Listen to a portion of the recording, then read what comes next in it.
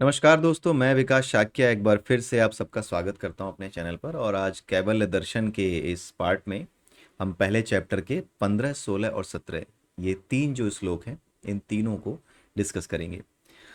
ये जो किताब है मेरे पास रखी है, कैवल्य दर्शनम। ये किताब अगर आपको मिलती है, मिल जाएगी, बिल्कुल मिलेगी।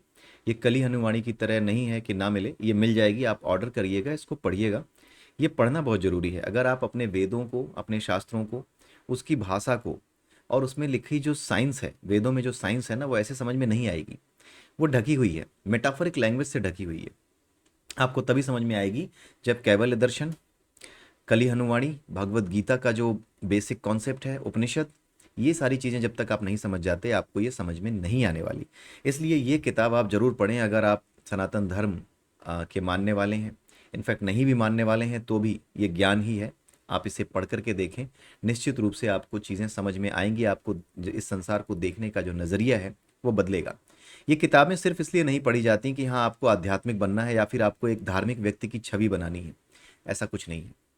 आपको धार्मिक व्यक्ति की छवि नहीं बनानी है।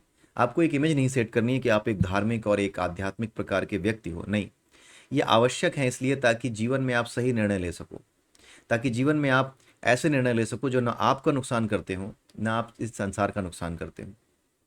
ठीक है? आप इस रास्ते पर आगे बढ़िए। कुल मिलाकर के असली बात समझिए कि आप इस रास्ते पर आगे बढ़िए, अध्यात्म पर। बाकी चीज़ें आपके हाथों से अपने आप, इस संसार के लिए, इस संसार के बीच जिन लोगों के बीच आप रहते हैं, उनके लिए आप अपने आप चीज़ें सही करते चले जाएंगे। उनके बीच रह करके उनको बिना नुकसान पहुंचाए, उनको बिना कष्ट पहुंचाए आप आगे बढ़ते चले जाएंगे। ठीक है? और एक दिन आपको ये लगेगा कि आपको आगे बढ़ने की भी चिंता नहीं रह गई है। इनफैक्ट आपके दिमाग में भी नहीं आएगा कि आप आगे बढ़ रहे हैं। आप सिर्फ आने वाली चीज़ों को एज इट इज़, उसे अपना फर्ज समझ करके, अपनी ड्यूटी समझ करके आप उसे पूरा करते रहेंगे। इसलिए इन वेदों का, शास्त्रों का, इनका अध्ययन जरूरी है। लोग सोचते हैं कि संसार से दूर जाने का नाम है अध्यात्म। नहीं, संसार को जीने का जो नाम है, संसार को जीने की जो कला है, वो अध्यात्म है। इस भ्रम से दूर हो जाइए, क्योंकि ये भ्रम वामपंथियों और बहुत से मक्कारों द्वारा फैलाया गया। बहुत सी अजीब अजीब सी चीज़ें फैलाई गई। जैसे ये भी कहा गया कि घर में महाभारत मत रखना, युद्ध हो जाता है। वाह, मतलब क्या ही कहा जाए। ना आप महाभारत रखोगे, ना आप उसको समझोगे। समझोगे नहीं तो आपको यही लगेगा कि हाँ, ये एक अलग क्षेत्र है और इस संसार को जीना अलग है। लोगों को ये बहुत बड़ी गलतफहमी है कि आध्यात्मिकता और ये संसार दोनों अलग अलग हैं। अलग नहीं है। बिना आध्यात्मिकता के ये संसार नहीं है। असली एनर्जी वही है। उसी एनर्जी से ये संसार प्रकट हुआ है। एनर्जी ही मैटर में कन्वर्ट हुई है। आप कहते हो एनर्जी की तरफ नहीं जाऊंगा, मैं तो मैटर में ही घुसा रहूंगा। आप ये जानते भी नहीं कि उसी एनर्जी ने मैटर के फॉर्म में कन्वर्जन किया हुआ है। साइंस के माध्यम से आज भी आप ये जान गए हैं, फिर भी आप एनर्जी या चेतना पे ध्यान नहीं देंगे। आप जो बाहर दिख रही हैं चीज़ें, उसी पे ध्यान देंगे। ठीक है? जो कुछ भी बाहर संभव है, वो सब कुछ भीतर आपकी इस प्राकृतिक शक्तियों के माध्यम से संभव है। जैसे आज आप व्हाट्सएप के माध्यम से अपनी बात दूसरे तक पहुंचाते हैं, लेकिन ऐसा नहीं है कि आप बिना व्हाट्सएप के अपनी बात या अपनी समस्या दूसरे तक पहुंचा नहीं सकते। एक ऐसी चीज़ होती है जो लोग अनुभव करते हैं, वही बता सकते हैं और वही जानते हैं कि जब आपको कोई कष्ट होता है तो आपका जो बहुत प्रिय मित्र होता है, या फिर आपकी जो माँ होती है, या आपके जो परिवार वाले होते हैं, कहीं किसी परेशानी में आप फंसे होते हैं, तो उन्हें बड़ा अजीब सा लगता है। ये अनकहे शब्द जो उन तक पहुंच रहे हैं कि कुछ तो गड़बड़ है, ये जो अनकहे शब्द पहुंच रहे हैं, यही असली साइंस है। जो अनकहा है, जो कहा नहीं जा सकता, वही सब कुछ कहता है। शब्द तो बहुत छोटी चीज़ हैं, जो मैं और आप बात कर रहे हैं तो बहुत छोटी चीज़ें। ये चीज़ें बिना कहे भी आप तक पहुंच सकती हैं, लेकिन संसार में आप हैं, हम हैं, अभी हमारा स्तर जागृति के स्तर पर है नहीं उतना। इसलिए इन बातों को करना जरूरी है। और स्वामी युक्तेश्वर गिरी जिन्होंने ये किताब लिखी है, ये बहुत ही महान किताब है।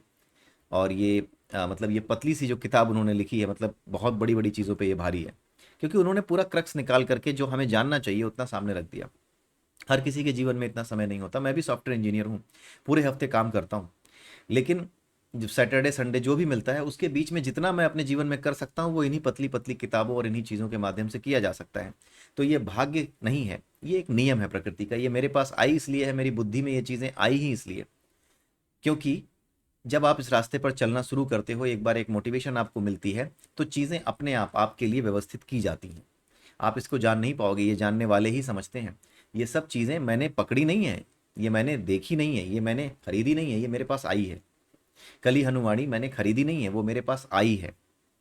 जब भी आप जिस रास्ते पर चलने लगते हैं, तो आपको बेहतर तरीके से आपके जीवन को आसान करने के लिए जितना भी मिनिमम वे में आपको चीज़ें दी जा सकती हैं, उतने तरीके से वो चीज़ें आने लगती हैं। पहले के समय में जो विद्वान होते थे वो पूरी ज़िंदगी बस पुराण वेद पढ़ते थे, उनका यही काम ही होता था। उनको इसीलिए बैठाया गया था कि तुम पढ़ो और क्रक्स निकालो, सूत्र निकालो, और ऐसा सूत्र निकालो जो कि लोगों को सीधे सीधे बता दो कि ऐसा करना। उनको सामने वाले को ये जानने की जरूरत नहीं है कि क्यों ऐसा करना, अगर करना है तो आओ, तुम भी आओ हमारे साथ बैठो, पढ़ो, तुम भी जो है इसमें आ जाओ, लग जाओ। लेकिन हर कोई ऐसा नहीं कर सकता। समाज को अन्न की, समाज को अन्य चीज़ों की भी आवश्यकता होती है, अन्न चाहिए, भोजन चाहिए, सब चीज़ें चाहिए, पैसा भी कमाना है। तो हर व्यक्ति ये वेद पुराण और ये सारी चीज़ें नहीं पढ़ सकता। इसलिए जो ऋषि मुनि होते थे, जो विद्वान होते थे, उनका काम यही होता था कि पढ़ो, खूब पढ़ो, तुम्हारा काम ही यही है, तुम्हें पैसा इसलिए मिलेगा, राज्य के द्वारा संरक्षण ही इसलिए मिलेगा ताकि तुम इसे पढ़ो, और पढ़ने के बाद एक ऐसा फॉर्मूला लेकर के आओ जो मैं दूसरों को बता दूं, समाज को अगर बता दूं, तो समाज सिर्फ उस फॉर्मूले को फॉलो करते हुए, जैसा कहा गया है वैसा करते हुए, बिना सोचे, क्यों बिना सोचे, क्योंकि सोचना है तो आ जाओ। इसीलिए लोग नहीं समझ पाए कि अंधभक्ति, अंधश्रद्धा और ज्ञान में अंतर क्या है। मैंने किसी व्यक्ति को बता दिया कि भाई, किसी ने बोला कि भाई ये क्वेश्चन मुझे सॉल्व करना है, उसको नहीं आ रहा था। मैंने उसको बोला कि भाई एक काम करो, ये फॉर्मूला है, इस फॉर्मूले में पहली वैल्यू में ए में ये डालना, बी में ये डालना, और उसके बाद इस फॉर्मूले को इस फॉर्मूले को एलेबोरेट कर देना, जो रिजल्ट आए वही तुम्हारे क्वेश्चन का आंसर होगा। उसे कोई मतलब नहीं इस बात से अब कि ये फार्मूला कहाँ से आया, वो अब उसको करेगा, क्योंकि उसके पास इतना टाइम नहीं है। अगर नहीं है तो उसको, मैंने उसको चीज़ें दे दी और वो करके बैठ गया। किसी को आपने कैलकुलेटर दिया, कैलकुलेटर जिसको दिया उसका जीवन तो आसान हो गया, लेकिन कैलकुलेटर बनाने वाले ने कितना अध्ययन किया था, वो एक अलग चीज़ है। अगर सामने वाला कहे कि मैं नहीं मानता कि ये सही कैलकुलेट करेगा, मैं नहीं मानता कि ये ऐसी चीज़ होगी कोई की जो कैलकुलेट करे, तो कहा जाता है कि लो देख लो अपने आप से, उसे अनुभव मिल जाता है। तो जो टेंजिबल चीज़ें होती हैं उनका अनुभव मिल जाता है, लेकिन जो इनटेंजिबल चीज़ें होती हैं उनका अनुभव नहीं मिल पाता, और समय के साथ ये जो विज्ञान है ये खो गया। इस वजह से आज के समय में लोगों को ये लगता है कि यार क्या मतलब है इस बात का कि हाँ तुम यज्ञ कर देना, ये डाल देना, वो डाल देना।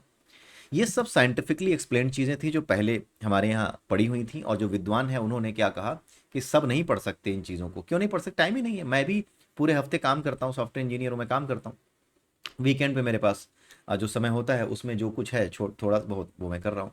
लेकिन इन्हीं चीज़ों के माध्यम से कुछ रूल, कुछ जो है रेगुलेशंस, कुछ सूत्र बता दिए गए हैं विद्वानों के द्वारा, उनको अगर आप फॉलो करते हैं तो आप जो है इस तरफ आगे बढ़ने लगेंगे, मतलब अपना काम करते हुए भी आगे बढ़ने लगेंगे, और आपको भी वही सब मिलेगा जो कि वेद पढ़ने वालों को, ढेर सारी चीज़ें जो पढ़ते हैं उनको मिलेगा। मतलब वो अपने स्तर तक आपको लाने के लिए फॉर्मूलाज देते हैं। ठीक है, इसलिए जो मंत्र हैं, जो फॉर्मूलेज हैं, जो सूत्र हैं, वो इसीलिए दिए जाते हैं। लेकिन कुछ लोगों ने इनका मिसयूज़ किया, अपने मन से कुछ मंत्र बनाए, अपने मन से कुछ साधनाएं बनाई। जैसे कुछ हैं, एक हरियाणा में है एक बहुत बड़ा बाबा था, वो जेल चला गया क्योंकि अपने मंत्र मन से ही वो साधनाएं बनाने लगा। ये सही नहीं है, वो सही नहीं है, दुर्गा माता जो है अपनी रक्षा नहीं कर सकती, चूहा आया और उनके चढ़ा हुआ प्रसाद खा गया, जो अपनी रक्षा नहीं कर सकती वो तुम्हारी रक्षा क्या करेगी, ऐसे करके बहुत ही बकवास करता था। अंत में पता चला कि वो बहुत बड़ा जो है रैकेट वगैरह चलाते थे। अब सच क्या है क्या नहीं है वो तो अदालत तय करेगी, लेकिन ये चीज़ें आई सामने, और वो व्यक्ति आज जेल में है। तो ये सारी चीज़ें आपको समझनी चाहिए कि पाखंड और जो जो हमारे यहाँ जो बातें कही गई हैं उनमें अंतर है। हमारे यहाँ जो सूत्र बताए गए हैं, जो फार्मूले बताए गए हैं, वो मिक्स हो गए हैं। कुछ बदमाशों ने भी डाल दिए हैं, कुछ ऐसे लोग हैं जिन्होंने वाकई में सही फार्मूले आपको दिए, हमारे पास हैं। लेकिन डिस्टिंग्विश करना मुश्किल हो गया कि किस चीज़ को पाखंड समझे, किस चीज़ को सही समझे। लेकिन इसीलिए ये किताबें आई हैं, कली हनुवाणी आई है, भगवत गीता है आपके पास, सबसे बड़ा रेफरेंस वही है, उसके अलावा कुछ नहीं है। ठीक है, तो ये सारी चीज़ें, और वेद उनका तो क्रक्स है ही भगवत गीता। तो वेद तो बहुत बड़ा एलेबोरेशन है, वो तो विद्वान पढ़ते रहेंगे। मैंने भी नहीं पढ़े हैं सारे वेद, कोई नहीं पढ़ा, मतलब बहुत ज़्यादा इतना डीप में नहीं गया है कि बहुत ज़्यादा मैंने डीप में जाके पढ़ा हो। लेकिन उसका क्रक्स जो भगवत गीता में था, और उन चीज़ों को पढ़ने के बाद ये समझ में आ गया कि हाँ इनमें चीज़ें क्या हैं। अब कल को जब भी अवसर मिलेगा तो उन चीज़ों को पढ़ना, डिटेल में पढ़ना शुरू करेंगे। अभी उनकी एक अंडरस्टैंडिंग ली थी। अंडरस्टैंडिंग लेने के बाद उपनिषद मेनली होती है कि पहले आप उपनिषद पढ़ते हैं, उसके बाद ही वेद पढ़ सकते हैं। उपनिषद पढ़िए, वेदांग पढ़िए, तब वेद पढ़िए। अगर आप सीधे वेद पढ़ेंगे ना, आपको समझ में ही नहीं आएगा, क्योंकि किसी भी चीज़ को पढ़ने से पहले उसका व्याकरण जानना जरूरी है, और वेदांग वेदों का व्याकरण है। ठीक है, और उपनिषद वेदों का फिलोसॉफिकल ग्रामर है, यानी दार्शनिक व्याकरण है, दर्शन का व्याकरण है, वेदों के दर्शन का व्याकरण है वो।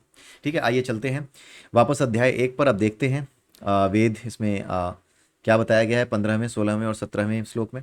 15वें श्लोक में एक बात समझाई गई है। इसमें कहा गया है कि जैसे जब आप जागते हैं तो आपको अपना सपना झूठा समझ में आता है कि हाँ वो सपना केवल एक झूठ था, वो असत्य था।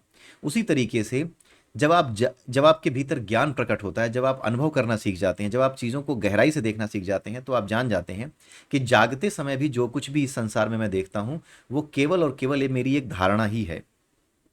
ठीक है, धारणा का मतलब क्या होता है? धारणा का मतलब एक ऐसी चीज़ जो आपको सच लगने लगे। सच कैसे लगती है, इसका मतलब क्या है इस श्लोक का? इस श्लोक का मतलब ये है कि जैसे जब आप सो रहे होते हैं, सपना देख रहे होते हैं, तो सपना देखते समय अगर आपको कुत्ते ने दौड़ा लिया या आपके दोस्त ने आपको थप्पड़ मार दिया जो आपका परम मित्र था, तो आपको सपने में ऐसा लगता है कि ये सचमुच में हो रहा है। और जो जो जो चीज़ें आपको सच में दिखाई देती हैं वो क्यों लगती हैं? वो इसलिए लगती हैं क्योंकि वो धारणा आप बना लेते हो कि हाँ, आप जहाँ पे हो वही सत्य है। आपकी चेतना आपको धारणा पे ले जाती है। धारणा बनाना ही हमारा काम होता है। हम जब किसी चीज़ का अनुभव करते हैं ना, पहले उसकी धारणा हमारे मन में बनती है, फिर हमारा अनुभव बनता है कि ये धारणा ऐसी रही है मेरी कि जो अपर कास्ट वाले होते हैं वो सबके साथ बुरा ही करते हैं।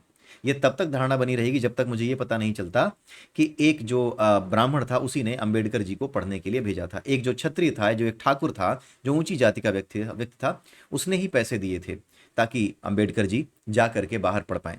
ठीक है, सवाई राजा कोई थे, सराय राज करके कुछ नाम था उनका, तो एक क्षत्रिय राजा थे, उन्होंने भेजा था। तो जब तक ये मैंने नहीं पढ़ा तब तक मुझे यही लगा रहा कि अपर कास्ट वालों ने हमेशा ही लोअर कास्ट वालों के साथ गलत किया होगा। तो ये जो धारणाएं बनती हैं, जो अनुभव बनते हैं हमारे, वो पहले धारणाओं के स्तर से होकर के गुजरते हैं। कोई भी अनुभव पहले धारणा के स्तर से होकर के ही गुजरता है।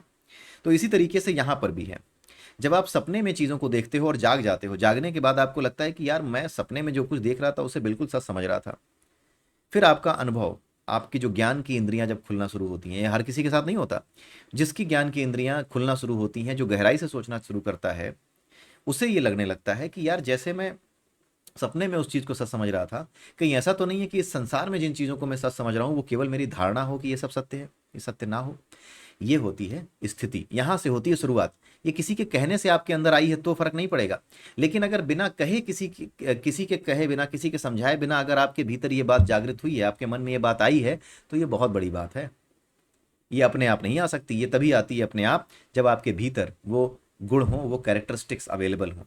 इस वजह से ही यहाँ पे गुरुदेव ने, जो हमारे युक्तेश्वर गिरी हैं, उन्होंने इस बात को समझाने के का प्रयास किया है।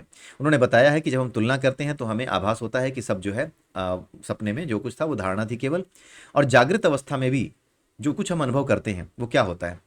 कुछ इंद्रिय विषय होते हैं जिसके बारे में हमने ये भी समझा था कि जो भी हमारे जो गुण होते हैं, हमारे जो पोल्स होते हैं, जो हमारी विद्युत शक्तियाँ होती हैं, जो चुंबक होती है जो दोनों तरफ से खींचती है, उसके 5 सिरे बन जाते हैं।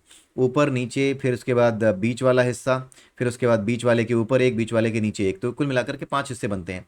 इन हिस्सों से विद्युत तरंगें उत्पन्न होती हैं। उन विद्युत तरंगों, ये विद्युत तरंग, इसी में से कोई एक विद्युत तरंग ऐसे ले लो आप। इसका एक सिरा पॉजिटिव होता है, एक सिरा नेगेटिव होता है, ये पढ़ा था आपने। और बीच में क्या होता है? न्यूट्रल होता है। तो ये इलेक्ट्रिक डाइपोल, जो कि आप फिजिक्स में पढ़ते होंगे, फिर पढ़ा भी होगा आपने, ये इसी इलेक्ट्रिक डाइपोल की बात यहाँ पे की जा रही है। तो जो न्यूट्रल हिस्सा है, इससे क्या बनती है? इससे बनते हैं हमारे हाथ पैर इंद्रियां, जिसके थ्रू हम काम करते हैं, जिसके थ्रू, जैसे मुझे वासना हुई कि मैं कोई अच्छी चीज़ खाऊं, स्वादिष्ट चीज़ खाऊं, ये वासना है, स्वाद की वासना। अब मैंने क्या किया? स्वाद की वासना जो होगी, वो वासना क्या होगी? वो होगी आपकी इंद्रिय विषय, यानी कि स्वाद जो होगा ये होगा नेगेटिव। ये जो स्वाद होगा ये नेगेटिव होगा। ठीक है। और ये जो ज्ञानेंद्रियां हैं, जिसके थ्रू, जैसे स्वाद का अनुभव कौन कराएगा? जीभ। तो ये जो जीभ है ना, ये पॉजिटिव चीज़ों से बनी हुई है। इसी इलेक्ट्रिक डाइपोल के पॉजिटिव हिस्से से ये जीभ बनी है। ठीक है। ये 5 इंद्रियां हैं, 5 ज्ञानेंद्रियां हैं, तो इन्हीं 5 में से एक जीभ की बात कर रहा हूं मैं। तो जीभ क्या हो गई? पॉजिटिव सिरा हो गया इस इलेक्ट्रिक डाइपोल का। और जो स्वाद होता है वो नेगेटिव सिरा हो गया, यानी जो जो इंद्रिय विषय हैं वो नेगेटिव सिरे से बनते हैं, और जो पॉजिटिव चीज़ें हैं, जो पॉजिटिव सिरा है, उससे बनती हैं इंद्रियां, ज्ञानेंद्रियां, जिससे हम अनुभव करते हैं। भाई हम किसी चीज़ को खाने की इच्छा क्यों कर रहे हैं? क्यों? क्योंकि उसमें स्वाद है। स्वाद की इच्छा वो निगेटिविटी से पैदा हुई, लेकिन वो स्वाद अनुभव कराने के लिए कोई तो चीज़ चाहिए ना। वो चीज़ है हमारी जीभ। इसी को कहते हैं ज्ञानेंद्रिय। ज्ञानेंद्रिय बनती है पॉजिटिव हिस्से से। स्वाद, उसका जो ज्ञानेंद्रिय का विषय है वो बनता है किससे? नेगेटिव हिस्से से। और ये जो स्वाद और जीभ हैं, इनका मिलन कराने के लिए बीच में जो न्यूट्रल हिस्सा होता है, यही क्या बनाता है? शरीर बनाता है। ठीक है। शरीर के यानी कि जीभ को बनाने का काम करता है। ठीक है। तो ये जो शरीर जो है, ये जो शरीर के भीतर जीभ होती है, जीभ पॉजिटिव हिस्से का प्रतिनिधित्व करती है, लेकिन ये न्यूट्रल जो हिस्सा है ना, यही इस शरीर को, इस जीभ के निर्माण का जो है काम करना शुरू करता है। तो ये जो पॉजिटिव हिस्सा है, इससे जीभ का जो जीभ जीभ जो होती है ना, इस जीभ के तत्व बनते हैं, जिन तत्वों से जीभ बनी है। जिसकी वजह से वो स्वाद का अनुभव कर सके, वो पॉजिटिव हिस्से से बनते हैं। ज्ञान जो स्वाद होता है वो निगेटिव हिस्से से बनता है, और वाकई में उसको आकार देने का काम वो न्यूट्रल हिस्सा करता है, यानी जीभ को आकार देने का काम कि हाँ ऐसी चीज़ होगी, उससे ही बनता है, क्योंकि हमारे टेस्ट बड्स होते हैं, यानी कि टेस्ट बड्स जो होते हैं वही मेन चीज़ होते हैं। तो टेस्ट बड्स जो हैं, जीभ नहीं, टेस्ट बड्स प्लस पॉजिटिव से बने हैं। जीभ किससे बनी है? न्यूट्रल हिस्से से बनी है। फिर से रिपीट करता हूँ, जीभ बनी है, एक्चुअल जीभ जो भौतिक रूप में दिखाई देती है, ये जीभ ये न्यूट्रल हिस्से से बनी है। पॉजिटिव हिस्से से जीभ की जो आपकी जो स्वाद कलिकाएं या फिर जो टेस्ट बर्ड्स होती हैं, उन टेस्ट बर्ड्स का जो गुण होता है कि वो टेस्ट कराएं, वो टेस्ट ही कराएं, वो कुछ और नहीं कर सकती, वो देख नहीं सकती, हर इंद्रिय का अलग गुण है। तो टेस्ट कराने वाला जो गुण होता है, उस गुण का निर्माण इसी पॉजिटिव हिस्से से होता है। लेकिन उस गुण के निर्माण के साथ साथ एक कुछ फिजिकली कोई चीज़ अवेलेबल भी तो होनी चाहिए, क्योंकि हम फिजिकल शरीर हैं। तो इस फिजिकली शरीर में कुछ ना कुछ फिजिकल ऐसा होना चाहिए जहाँ से स्वाद अनुभव किया जा सके, तो उसको निर्माण करने का काम करता है ये न्यूट्रल हिस्सा। ठीक है। तो ये जो ये जो शरीर का जीव और स्वाद से मिलन कराया जा रहा है, ये किससे कराया जाता है? मन से कराया जाता है। ये मन कराता है इस मिलन को। आई होप कि आपको समझ में आ रहा होगा, बहुत ही सिंपल लैंग्वेज में यहाँ पे युक्तेश्वर जी ने समझाया। लेकिन हाँ, अगर आप इसको पढ़ेंगे बिना अगर ऐसे ही आप उठा करके पढ़ने लगेंगे तो हो सकता है ये लिखी हुई बातें आपको पल्ले भी ना पड़े। इसीलिए जल्दी से ये किताब मंगाइए, और जो कुछ भी आपने यहाँ पर पढ़ा है, समझा है, उसको इस किताब में जाकर के देखने की कोशिश कीजिए। आपको निश्चित रूप से चीज़ें आसान लगेंगी और आपको आसानी से समझ में आएंगी।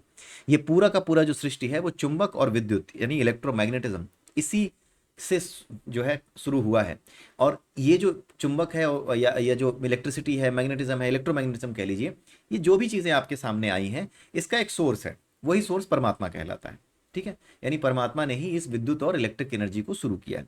आपने जब देखा होगा कि बात होती है बिग बैंग थ्योरी की, कि कोई एक गॉड पार्टिकल है, कुछ और थोड़ी है गॉड पार्टिकल। आज नाम दे रहे हो, शर्म आ रही है ब्रह्म कहने में। तुम्हें शर्म आ रही है कि तुम इसे ब्रह्म कह दोगे तो फिर तो हिंदू धर्म जो है, सनातन धर्म की बात हो जाएगी। अरे वो तो पहले लिखा था। तो आपने शब्द बदल दिया। आपने क्या बोला? आपने बोला गॉड पार्टिकल, जबकि ये सारी चीज़ें पहले से हमारे यहाँ ब्रह्म के नाम से अवेलेबल हैं, पर ब्रह्म के नाम से अवेलेबल हैं। कि जैसे मकड़ी, उनके बारे में बताया गया है कि जैसे मकड़ी सारे अपने जाले फैलाती है, अपनी जीभ से, अपनी लार से जाले बनाती है और अंत में उसी जाले को खा जाती है। उसी प्रकार जो ब्रह्म है वो इस संपूर्ण सृष्टि को, इसके प्रपंच को प्रकट करता है और अंत में इस पूरी सृष्टि को अपने भीतर ले लेता है, इसे खा जाता है। लेकिन ब्रह्म लिख नहीं सकते, क्योंकि बड़ी बेइज्जती हो जाएगी, क्योंकि तो पहले से था हमारे यहाँ। इसलिए वो उसको क्या कहते हैं? एक अलग नाम देते हैं कि भैया चलो हम नाम दे देते हैं एक अलग सा। क्या नाम दे दें? God particle. कुछ और नहीं है गॉड पार्टिकल, वही ब्रह्म है, वही पर ब्रह्म है जिससे सब कुछ प्रकट है। और इलेक्ट्रोमैग्नेटिज्म की स्टडी कैसे हो रही है तो आप जान ही सकते हैं। और इसके बारे में भी हमने समझा कि ये जो आने वाला समय है, ये इलेक्ट्रोमैग्नेटिज्म के फील्ड में और आगे क्यों जाएगा, इसमें हमने समझा है इसी सीरीज में। ठीक है। अब होता क्या है कि ये जो मिलन है, यहाँ पे जरूरी चीज़ ये है कि ये जो मन के द्वारा मिलन कराया जाता है जीभ और स्वाद का शरीर के माध्यम से, इसकी वजह से बुद्धि जो होती है हमारी, वो धारणा बना लेती है कि जो जीव है ना, ये स्वाद लेने के लिए है और यही वास्तविक सत्य है। भाई मैं तो जीव से स्वाद ले रहा हूँ, यही सत्य है। उसी तरीके से बाकी इंद्रियों के साथ भी होता है। तो इसी चीज़ को वो सत्य मानने लगता है, और क्योंकि वो इसी चीज़ को सत्य मानने लगता है तो इससे मिलने वाले सुखों और दुखों को भी वो सत्य मानने लगता है। जबकि असल में हो क्या रहा है? ये है पॉजिटिव, ये है नेगेटिव, इन्हीं का खेल है। ये है न्यूट्रल हिस्सा, इन्हीं का खेल है। तो अप्रत्यक्ष रूप से ये चीज़ें होती हैं। जब ये व्यक्ति समझने लगता है तब उसके अंदर ज्ञान का प्रादुर्भाव होता है, यानी उसके भीतर ज्ञान प्रकट होता है। इसके बाद क्या होता है? इसके बाद चाहिए होता है गुरु से। जब ये अनुभव होने लगे तो आपको गुरु की आवश्यकता होती है, क्योंकि आप किसी चीज़ को पढ़ करके बिल्कुल पूरी तरीके से अनुभव में नहीं उतार सकते। आपके पास अगर चीज़ें लिख करके रख दी जाएं, आपको फिजिक्स की किताब पूरी दे दी जाए जिसमें सारा नॉलेज है फिजिक्स का, और आप फिजिक्स को आप उठा करके पढ़ लें और आप ये कहें कि बस मैंने पढ़ लिया और अब मैं पारंगत हो गया हूँ फिजिक्स में, ये नहीं हो सकता। आपको उसका अनुभव करना पड़ेगा। उस अनुभव को करने के लिए आप किसी न किसी स्कॉलर के पास जाएंगे, उसके अंडर रह करके पीएचडी करेंगे। उसके बाद आपको पता लगेगा कि हाँ, ये अब अनुभव के माध्यम से जो मैंने जाना है ये एक अलग ही चीज़ है। अब मैं एक फिलोसोफर बना हूँ इन फिजिक्स, फिलोसोफर, डॉक्टरेट की उपाधि मिल गई है मुझे। ठीक है। इस तरह की चीज़ें आपको तब अनुभव होंगी, यानी कि बिना गुरु के, जो कि गुरु होता है आपका, वो आपको क्या कराता है? अनुभव कराता है उन चीज़ों का। जो ज्ञान आपको मिल रहा है वो सत्य है या अनुभूति है या वास्तविकता है, उनका अनुभव वो आपसे कराता है। और उसके लिए उसको पता होता है, क्योंकि वो खुद भी अनुभव कर चुका हो, तो उसे पता होता है कि किस किस रास्ते से अब इसको ले जाना है। इसलिए गुरु पर पूरी श्रद्धा रखना और गुरु को अपने आप को समर्पित करके पूरा निश्चिंत हो जाना, इसमें कोई बुराई नहीं है। ठीक है। लेकिन आप ये सोचो कि मैं गुरु खोजूंगा, तो फिर आप उल्टा चल रहे हैं। गुरु आपको खोजता है, आप गुरु को नहीं खोजते हैं। इस बात को आप समझ लीजिए। गुरु आपको खोजता है, आपको खुद ही अनुभव होगा। ये ऐसा नहीं है कि हाँ मैं आज इनको गुरु बनाऊंगा, ऐसा नहीं होता गुरु बनाना। आपको अनुभव होगा, आपको ऐसा लगेगा कि नहीं यही है, यही है जिनकी तलाश में भटक रहा था। आपको ये अंदर से आवाज़ आएगी। और कैसी होती है बताया नहीं जा सकता, मैं बता नहीं सकता एक अंदर से कैसी होती है। ये कोई नहीं बता सकता। ठीक है, तो आप उसको समझ सकते हैं जब आप खुद इस एरिया में उतरें। इसीलिए ये विज्ञान ऐसा है जिसको हर किसी को समझाया नहीं जा सकता शब्दों में बोल करके। अब गुरु क्या करता है कि वो भक्ति और सत्य की अनुभूतियां जगाता है। गुरु का रोल क्या होता है, ये देखिए यहाँ पर मैंने लिखा हुआ है गुरु का रोल। गुरु क्या करता है, अब यहाँ पे जो बात हो रही है गुरु के रोल की, वो क्रिया योग की बात हो रही है। हमारी तीन नाड़ियां होती हैं, इड़ा, पिंगला और सुषुम्ना। चंद्र नाड़ी, सूर्य नाड़ी और सुषुम्ना नाड़ी। चंद्र नाड़ी जब चलती है तो शीतलता का अनुभव होता है, सूर्य नाड़ी चलती है तो शरीर में उग्रता का अनुभव होता है। लेकिन जो उग्रता और शीतलता है, दोनों के बीच की जो स्थिति है, जो किसी से प्रभावित ना हो, जो ना शीतलता से प्रभावित हो, जो ना उग्रता से प्रभावित हो, वो जो स्थिति होती है वो किससे चलती है, वो चलती है बीच की स्थिति होती है, जो किसी से प्रभावित नहीं है, वो होती है सुषुम्ना की स्थिति। तो हम जो है दो नाड़ियों में जी रहे होते हैं, इड़ा में, पिंगला में। इड़ा और पिंगला से निकल करके अपने आप को श्वास के माध्यम से आप जो ये अनुलोम विलोम करते हैं या फिर सांस प्रश्वास की बहुत सी गतिविधियां करते हैं। विवेकानंद जी की किताब में आपको बता दे रहा हूँ, उसका नाम है ज्ञान योग, वो आप खरीद लीजिएगा। एक राजयोग भी है, उसे भी खरीद लीजिएगा। तो राजयोग और ज्ञान योग, ये दोनों किताबें आप पकड़िएगा और इनको पढ़िएगा।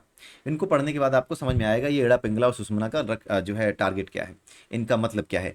तो जो सुषुम्ना नाड़ी है, जब आप ध्यान की विधियों के माध्यम से, श्वास प्राणायाम के अभ्यास के माध्यम से जब आप इस स्थिति में आ जाते हैं कि ना तो इड़ा चलती है ना पिंगला चलती है, बल्कि दोनों ही बराबर गति से चलने लगती हैं, तब आप सुषुम्ना में प्रवेश करने लायक हो जाते हैं और आप एक दिन सुषुम्ना में प्रवेश कर जाते हैं। सुषुम्ना नाड़ी जो है वो वास्तविक जो परा विद्या है, यानी जो परा प्रकृति है, परमात्मा का प्रतिनिधित्व करती है सुषुम्ना नाड़ी। ठीक है, तो जब आप उसके भीतर घुसते हो, सुषुम्ना की स्थिति में आ जाते हो, तो आपको ओम की ध्वनि करनी नहीं पड़ती। जैसे हम बैठते हैं ओम करते हैं, नहीं, आपको करनी नहीं पड़ती, आपको अपने भीतर से वो ध्वनि सुनाई देने लगती है, प्रकाश दिखाई देने लगता है। ये बताया नहीं जा सकता, ये जिन्होंने अपने वास्तविक गुरु से दीक्षा ली होगी उन्हीं को पता होगा और उन्हीं के अनुभव में ये होगा। ये हमें बता नहीं सकता कि हाँ ये होगा, और क्यों होगा कहो तो मैं तुम्हें कुछ फार्मूला दूं ताकि आप अनुभव कर सको ना।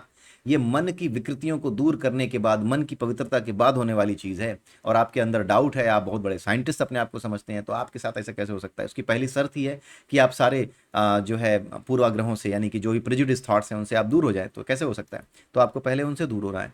तो आपको ओम की ध्वनि भीतर से सुनाई देती है, आपका पूरा अस्तित्व आपको ओम में जाता हुआ दिखाई देता है। ठीक है, और ये केवल और केवल गुरु अनुभव करा सकता है।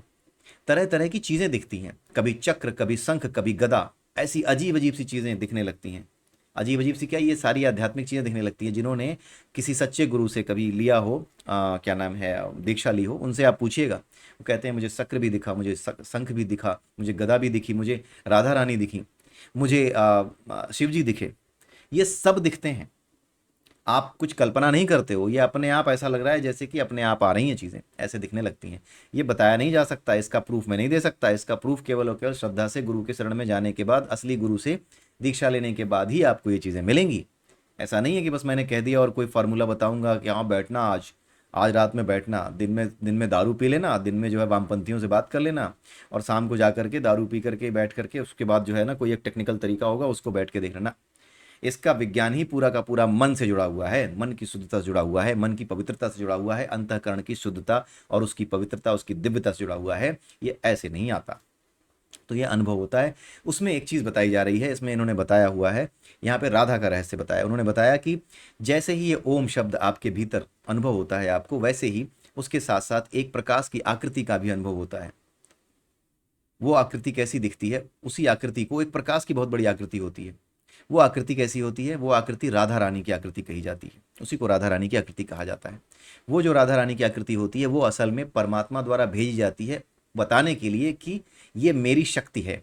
वो स्वयं वो नहीं है, लेकिन वो उनकी शक्ति है, ये बताने के लिए भेजी जाती है, आपको अनुभव कराने के लिए।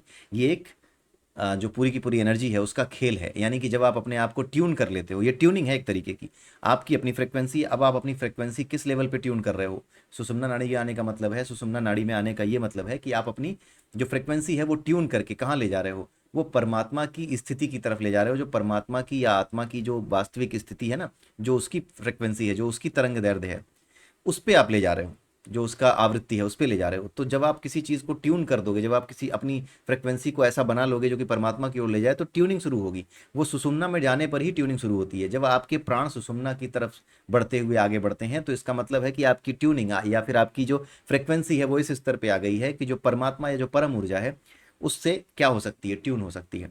तो जो उससे अगर ट्यून हो सकती है तो होता क्या है कि ये एनर्जी जब आपको मिलाती है तो आपकी तरफ फ्लो करती है। उस फ्लो करते समय ये चीज़ें आपके सामने दिखती हैं। इसलिए दिखती हैं क्योंकि वही एनर्जी सारी सारी मैटर्स को प्रकट करती है, सारी कल्पनाओं को प्रकट करती है। तो जो कुछ भी आपकी कल्पनाओं में था, जो कुछ भी आपकी श्रद्धा और आपके विश्वास में था, वो एनर्जी उसी तरीके से आपके सामने आती है। ये विश्वास में, श्रद्धा में ऐसे नहीं आता आपके कि हाँ शिव जी होंगे या फिर कृष्ण जी होंगे।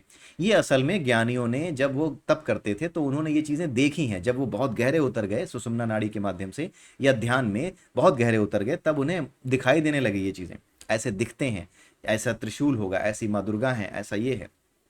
ये चीज़ें उन्हें दिखने लगी। जिस रूप में वो देखते थे उसी रूप में प्रकट होकर के ईश्वर ने उन्हें जो है अपना दर्शन दिया। ये चीज़ें कही जाती हैं, ठीक है, ये चीज़ें बताई जाती हैं। जैसे कि जो रामकृष्ण परमहंस थे उनके सामने माता काली आती थी, ठीक है, ये कहानी बहुत फेमस है। तो सिर्फ वो देख पाते हो ऐसा नहीं था, उन्होंने इतनी ज़्यादा श्रद्धा अपनी विकसित कर ली थी कि केवल वही नहीं, कुछ दूसरे लोगों ने भी देखा कि कोई स्त्री बैठी हुई है, वो खाना खिला रही है उन्हें, और जो लोग अंदर गए तो वो नहीं दिखाई देती, वो चली जाती है कहीं, ठीक है, वो माँ काली थी।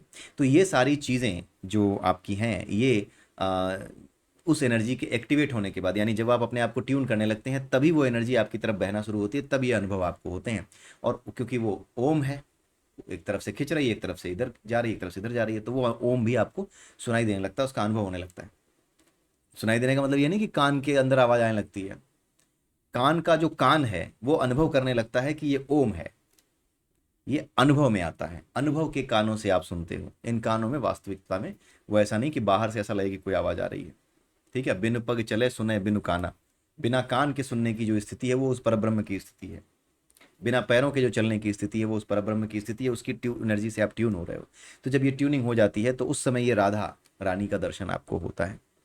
आपने अगर नहीं समझा है इन चीज़ों को, मतलब आज तो आपको समझ में आ रही होंगी अगर आप अध्यात्म में हैं, लेकिन अगर आपको बहुत ज़्यादा नहीं पकड़ में आ रही हैं तो एक जो आपके गुरु जी हैं कृपालु जी महाराज, जो जिनका कि मथुरा में एक बहुत भव्य प्रेम मंदिर भी है, आप वहाँ जा कर के देख सकते हैं वृंदावन में। उसके अलावा उनकी बहुत से जो सॉन्ग्स हैं वो भी हैं, बहुत सी आरतियाँ उनकी पूरी जो भक्त मंडली है उन्होंने मिल करके गाई है, आप उनको सुन सकते हैं। तो आपको अनुभव होगा यही जो एक क्रेविंग है ना, वो क्रेविंग का अनुभव आपको होगा और आपको यही लगेगा कि हाँ इसी तरफ जाने की क्रेविंग है, ठीक है। तो ये चीज़ें होती हैं, तो आप इसको देख लीजिएगा। और ये क्रिया योग द्वारा इस स्थिति की प्राप्ति होती है। इसीलिए ये जो सोसाइटी है योगानंद परमहंस योगानंद सोसाइटी है, जिन ये उनके गुरु थे परमहंस योगानंद के, तो उस सोसाइटी ने क्रिया योग पे बहुत रिसर्च की है। अगर आप चाहें तो देखना चाहें तो देख सकते हैं। मैंने बहुत ज़्यादा उस पर कुछ ऐसा पढ़ा नहीं है, जाना नहीं है, तो इसलिए मैं उस पर कुछ कमेंट नहीं करूँगा। लेकिन हाँ, बहुत अच्छी चीज़ होगी, मैं ये जानता हूँ, क्योंकि जब यहाँ पर लिखी हुई चीज़ें इतनी महान है तो आप समझ सकते हैं कि चावल का एक दाना ही पकड़ करके ही आप जान जाते हैं कि चावल कितना पका है। तो ये आप समझ सकते हैं कि जो आनंद यहाँ मिल रहा है इसका मतलब है कि वो जो क्रिया योग है वो निश्चित रूप से एक बहुत ही आवश्यक और बहुत ही महान विज्ञान होगा। वहाँ पर आप जा करके देख सकते हैं। दिल्ली में भी है, योगानंद जी का आश्रम रांची में है, तो कहीं भी जा करके आप जहाँ पर भी आप नज़दीकी आपके केंद्र हो वहाँ जाइए और इस चीज़ का लाभ उठाइए। मैं भी कभी कोशिश करूँगा कि मैं जा करके समझने की कोशिश करूँ, ठीक है। अब इसके आगे ये बताया जा रहा है कि ये जो आवाज़ आती है ये ऊपर से बहुत ऊंचाई से बहती हुई एक जलधारा के समान महसूस होती है। तो जिस तरह की जलधारा ये महसूस होती है, तो जो पवित्र नदियाँ होती हैं सभी देशों में, जो सभी का पालन पोषण करती हैं, जो ह्यूमन वेलफेयर काम आती हैं, उन नदियों को दैवीय नदियाँ बता दिया जाता है। जैसे कि गंगा नदी को दैवीय नदी बता दिया गया है, जॉर्डन नदी है उसको दैवीय नदी बता दिया गया है। तो ये जो जलधारा होती है ना, इसीलिए देवताओं देवियों के रूप में इनकी पूजा इसीलिए होती है नदियों की, क्योंकि इस स्थिति को जब हम प्राप्त करते हैं, इस स्थिति में जब हम आते हैं, तो हमें ये जलधारा यानी नदी की आवाज़ के समान ही महसूस होती है। क्योंकि ये पवित्र है, इसलिए जो नदी ऐसी लगती है कि जो पवित्र है, नदीतमा है, बहुत बेहतर है, उसी नदी को दैवीय नदी घोषित कर दिया गया है हर एक सभ्यता में। इस वजह से ये चीज़ें घोषित की गई हैं, ठीक है। तो ये चीज़ें होती हैं, ठीक है। तो जो चीज़ इस तरह का बिहेवियर करती है उसे, जैसे अगर आप अच्छा बिहेवियर करें तो आपको अच्छा इंसान कहा जाता है, उसी तरीके से अगर नदियां हैं वो कुछ ऐसी हैं कि ह्यूमन वेलफेयर में ही काम करें, जैसे गंगा नदी है, वो ह्यूमन वेलफेयर में ही है, उसमें ऐसे जीवाणु पाए जाते हैं जो कि उस पानी को सड़ने नहीं देते। तो इतनी पवित्र नदी को ही पवित्र नदी कहा जा सकता है, उसी को नाम दिया जा सकता है दैवीय नदी का, ठीक है। तो यही चीज़ें होती हैं, इसी वजह से ये नाम अलग अलग सभ्यताओं में दिए गए हैं। अब होता क्या है कि ये जो धारा है यानी जो आवाज़ आ रही है ओम की, इसी धारा में मनुष्य खींच लिया जाता है, यानी उसकी ट्यूनिंग हो रही है। खींचने का मतलब कुछ और नहीं है, ट्यूनिंग हो रही है। जैसे रेडियो आप मिलाते हो ना, जैसे आप ट्यून करते हो, रेडियो सिटी लगाना है, कुछ भी लगाना है, तो वो ट्यूनिंग होती है। वैसे ही ये ट्यूनिंग यहाँ पर शुरू हो जाती है। यह मनुष्य का दूसरा जन्म, जब ये ट्यूनिंग शुरू हो जाती है तो इसी को क्या कहते हैं, इसी को मनुष्य का क्या कहते हैं, दूसरा जन्म कहते हैं। और इसी को भक्ति योग भी कहते हैं। आप इसको ध्यान रखिएगा कि भक्ति योग और दूसरा जन्म, भक्ति कब सार्थक होती है, भक्ति इस स्थिति में आने पर ही सार्थक होती है जहाँ पे आपको वो ध्वनि सुनाई देने लगे जो बिना गुरु के माध्यम से नहीं हो सकती, और आप उसकी तरफ खींच लिए जाएं, और उसके बाद उसके अलावा आप इस संसार में कुछ और ना सोच पाएं, संसार में रहते हुए भी संसार से अलग रह करके अपना हर कर्तव्य पूरा करें। लगे कि आप संसारी ही हो, लेकिन असल में आपके भीतर से संसार जा चुका हो। वो स्थिति होती है भक्ति योग की, वो स्थिति होती है दूसरे जन्म की। इस शरीर में रहते हुए ही दूसरा जन्म प्राप्त कर लेना, ये वो स्थिति होती है। इस स्थिति में सच्चा बोध होता है, अपरोक्ष ज्ञान होता है। अपरोक्ष ज्ञान क्या? अपरोक्ष ज्ञान मतलब ये कि जो कुछ हम कर रहे हैं वो हम नहीं कर रहे हैं, पीछे से कोई करा रहा है, जो प्रकृति के तत्व हैं, ये जो इलेक्ट्रिक एनर्जी है, जो मैग्नेटिक एनर्जी है, जो हमने समझी है, ये वो करवा रही है। ठीक है, जब ऐसा होता है, जब हम जान जाते हैं, तो मनुष्य को पश्चाताप होता है। पश्चाताप क्यों होता है? क्यों? क्योंकि उसको कुछ गलत पता था, अब उसे सही पता लगा है। जब कोई चीज़ गलत आपको पता हो और आप उसके लिए लड़ते रहे हो और अचानक से आपको सच पता लगे, तो आपको पछतावा तो होता ही है, आप जो है शर्मिंदगी महसूस करते ही हैं। तो ऐसा व्यक्ति भी जो कि इस स्थिति में आ चुका है, वो भी शर्मिंदगी महसूस करता है, और वो भी क्या करता है, अविद्या से हटकर। अविद्या क्या है? यही वेद पुराण, इस संसार को जानना, विज्ञान को जानना, ये सब क्या है? अविद्या, यानी कि अपरा की विद्या है। अविद्या का मतलब ये नहीं कि ये जानना ही नहीं है, अविद्या का मतलब है अपरा की विद्या, यानी कि ये अपरा की विद्या है। क्योंकि ये अपरा की विद्या, इसलिए आपको मोक्ष नहीं दिखला सकती। विद्या क्या है? सा विद्या या मोक्ष, जिस सा विद्या या विमुक्त है, जो विद्या वो है जो कि आपको मुक्त कर दे। इसलिए अविद्या से हट करके विद्या की ओर व्यक्ति जाने लगता है। संसार को छोड़ करके, यहाँ के विज्ञान को छोड़ करके, यहाँ की बाकी सारी चीज़ों को छोड़ करके, भौतिकवाद को छोड़ करके वो आध्यात्मिकवाद की ओर यानी विद्या की ओर जाने लगता है। प्रश्नोपनिषद में भी जो 6 प्रश्न पूछने के लिए जो 6 शिष्य आए थे पिपलाद ऋषि के पास, वो सब के सब यही कह करके आए थे कि अपरा विद्या का तो हमने ज्ञान कर लिया है, लेकिन अब हमें परा विद्या का ज्ञान चाहिए जो वाकई में मुक्त करता है। तो वो ज्ञानी थे, इसलिए वो परा विद्या की ओर आए थे, और जो ज्ञानी बन जाता है वो भी परा विद्या की ओर जाता है। यही चीज़ यहाँ पे युक्तेश्वर गिरी समझाने का प्रयास कर रहे हैं, बताया है उन्होंने यहाँ पर। तो युक्तेश्वर गिरी जी को बहुत बहुत प्रणाम है कि उन्होंने इस तरह की पुस्तक सामने रख करके हम सबका एक तरीके से उद्धार ही किया है, क्योंकि ये सारी चीज़ें जान पाना इतना आसान नहीं होता। तो समहाउ ये चीज़ें आ रही हैं हमारे सामने, तो हम इसका लाभ उठाएं, और ये चीज़ें हम आने वाले समय में और बेहतर तरीके से कर सकें, और भी नए वीडियोस नए टॉपिक्स पे मैं डाल सकूं। खैर अभी ये पहला चैप्टर समाप्त नहीं हुआ, अभी इसमें और भी चैप्टर हैं, सारे चैप्टर्स 4 या 5 चैप्टर हैं, सारे खत्म करेंगे। करीब 30 या 32 वीडियोस बनेंगी इसकी, क्योंकि किताब तो पतली है, लेकिन ये जो वीडियोस हैं ये बड़े मोटे बन रहे हैं, ये बड़े बड़े बन रहे हैं। कारण ये है कि इसमें समझने लायक चीज़ें बहुत ज़्यादा हैं, जहाँ पे लोग कन्फ्यूज़ होते हैं, जहाँ पे समाज के भीतर हमारे यहाँ जो कन्फ्यूज़न क्रिएट होती है कुछ चीज़ों को लेकर के, वहाँ वहाँ पर वार करना, वहाँ पर चीज़ों को क्लियर करना, वहाँ जाले हटाना बहुत ज़रूरी है। इसलिए वीडियोस थोड़ी बड़ी बनाऊंगा मैं, इनकी बड़ी बनती जाएंगी। ठीक है, तो इसी के साथ ये वीडियो मैं यहीं समाप्त करता हूँ। अगले वीडियो में फिर मिलेंगे, तब तक के लिए नमस्कार।